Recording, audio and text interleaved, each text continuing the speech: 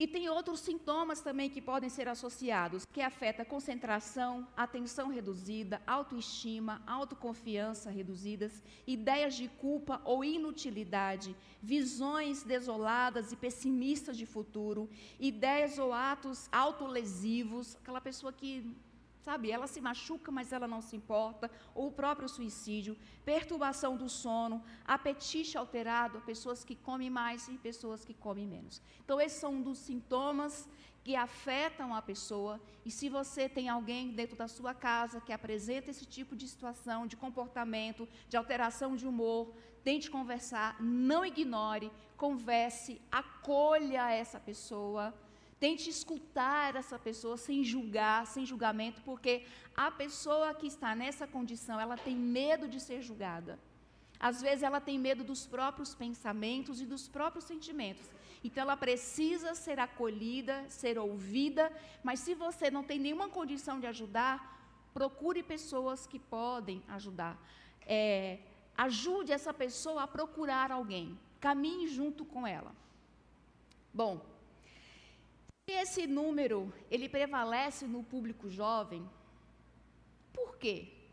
Por que nessa atualidade, por que o jovem tem tirado a própria vida? Por que hoje os jovens que têm mais fácil acesso, até de famílias, de classe, de condição econômica razoável, boa, que têm suas necessidades supridas, por que esses jovens têm perdido interesse pela vida e por que eles têm tirado a própria vida? Infelizmente, eu também não tenho uma resposta, ainda não temos uma resposta para essa pergunta. Ainda está sendo estudado. Por quê? Por que os jovens de hoje, eles têm perdido o interesse de viver, mesmo tendo tudo o que ele precisa? Mas existem algumas hipóteses que estão sendo estudadas. Bom, entre essas possibilidades, nós entendemos que, primeiramente, quando a gente trata um adulto com depressão, que é a principal causa que leva a pessoa a tirar a própria vida, nós não estamos tratando só um adulto. Nós estamos tratando uma criança e uma adolescente. Por quê? E isso também é um dado publicado pela OMS, que quando o adulto chega para tratar depressão, e que esse adulto já tem ideações suicidas, isso não caiu de paraquedas na vida adulta. Ele está ali porque ele vem arrastando, ele vem trazendo isso da sua infância e da sua adolescência.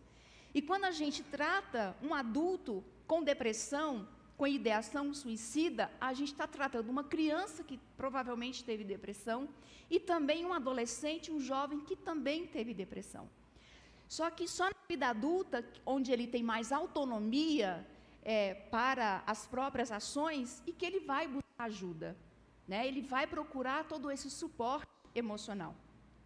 Então, tratar um adulto é tratar um adolescente e uma criança que provavelmente foi negligenciada lá atrás.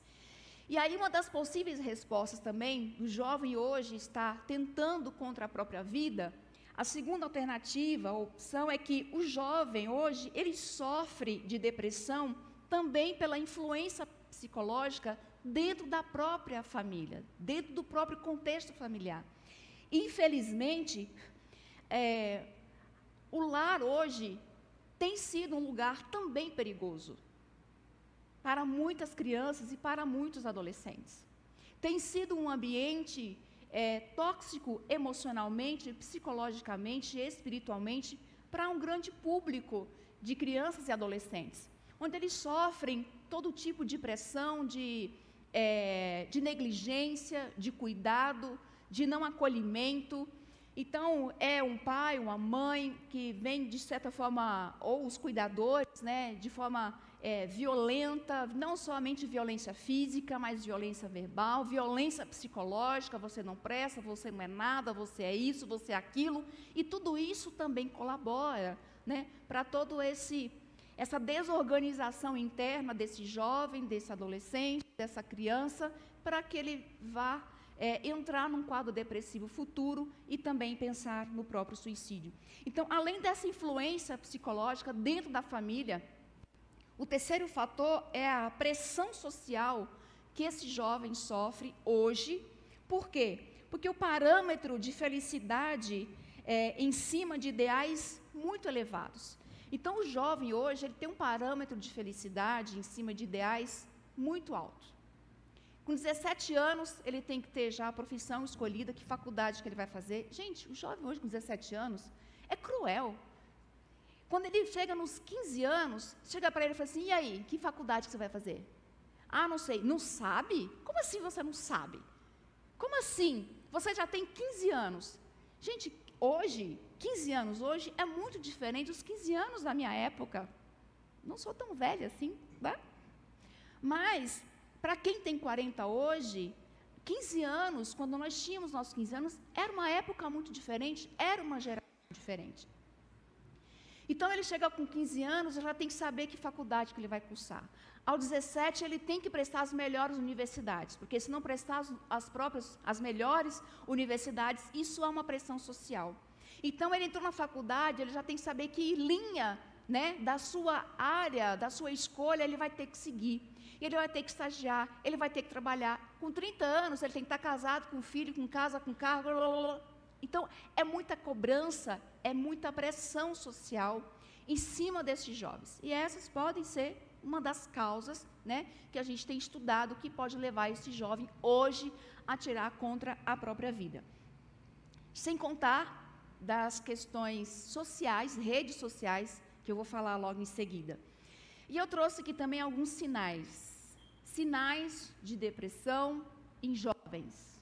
Pode apresentar também em adultos, mas principalmente no jovem e do adolescente. Então, você pai, você mãe, acompanha aí comigo. Você líder, olha, queda no rendimento escolar, depreciação, aquele jovem, aquele adolescente que começa a se desvalorizar, descuido com a aparência social, a própria higiene pessoal começa a ficar negligenciada, ele começa a doar coisas importantes para ele, como se ele estivesse se desfazendo e desistindo da própria vida, isolamento familiar dos amigos, pais, mães, avós, tios, cuidadores, cuidado com seu filho, adolescente, que só fica no quarto, que só fica no videogame, que só fica no celular.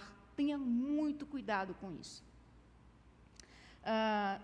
Ele começa a se colocar em situações de risco ou falar de alguém que já morreu, né? Ah, mas talvez morrer não seria tão ruim assim. Ganho ou perda de peso, alterações do sono, desesperança sem perspectiva de futuro e também o jovem hoje ele começa a colocar nas redes sociais os próprios sentimentos, as próprias ideações. Então tem muito jovem, muito adolescente que escreve em textos, coloca na rede social aquilo que ele pretende ou que ele gostaria de fazer. E sobre a rede social, eu quero parar e falar um pouquinho sobre esse tema, porque já tem alguns estudos que estão confirmando que as redes sociais, hoje, o uso excessivo e abusivo das redes sociais por jovens, adolescentes, crianças, tem levado à depressão e ao suicídio. Então, isso é um alerta para nós. Então, deixa eu falar uma coisa aqui para você, pai, para você, mãe, e você, jovem, que gosta de um Instagram, de um Twitter, de um TikTok, de um YouTube, qualquer coisa que seja. Nós sabemos que os criadores das redes sociais, as pessoas envolvidas na elaboração, na construção das redes sociais, as mentes pensantes sobre isso, elas não deixam seus filhos usarem mais do que meia hora por dia de rede social. Eles não deixam. Primeiro porque eles sabem o poder de dependência dessas redes sociais. Elas são elaboradas de forma para te prender, para te manter conectado, para fazer você ficar ali o maior tempo possível. Há uma especulação de que no futuro próximo, não muito distante, você vai sentir até cheiro quando você abrir a rede social. Não sei como que isso pode acontecer, mas eles estão estudando. Porque quem estuda, quem elabora a rede social, são estudantes assíduos e profundamente sobre a mente humana, sobre o cérebro. Então, eles vão construir aquilo de uma maneira que sabe exatamente como tudo funciona. Por isso que quem é da saúde mental, psiquiatra, psicólogos, sabe que isso é uma armadilha para os jovens, para a criança, para o adolescente e até para adulto. Então, se hoje a gente precisa ter consciência do uso consciente das redes sociais, você pode estabelecer um tempo que você considere razoável para você, um tempo razoável para mim, talvez seria 40 minutos, 1 hora, no máximo, por dia de rede social. Não sei quantas horas você usa, mas eu trato adolescentes que têm dependência da rede social com o uso de 14 horas por dia. Por dia, 14 horas de uso de rede social por dia. O pessoal não consegue ficar sem. Aliás, a gente gosta de dar nome para as coisas, então já existe aí um transtorno com esse nome, que se chama nomofobia, né? A nomofobia é o termo psiquiátrico para a pessoa que tem medo de ficar sem o celular ou sem conexão da internet. Ela começa a ter crises mesmo, crise de... Não, abstinência, obrigada. Crise de abstinência. Ela começa a entrar em agonia por conta desse medo de ficar sem a conexão.